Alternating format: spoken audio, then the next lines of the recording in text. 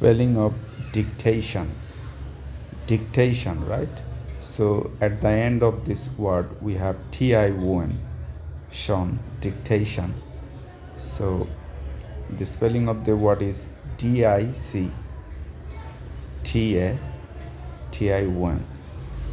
Look at the syllable that is it has. It has three syllables: dic, then te, then shon.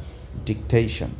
Actually, to remember the spelling of this word, you can focus on the syllables. Dictation. Say it slowly several times. Dictation and dic dic te dictation ti1. Here is the easy technique. Then this will help your memory to memorize the spelling of the word dictation. Okay, so break the word into smaller and familiar chunk.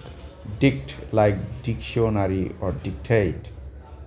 Ation, a common ending for noun like creation, education. Think dict plus ation, dictation. Dict plus ation, dictation.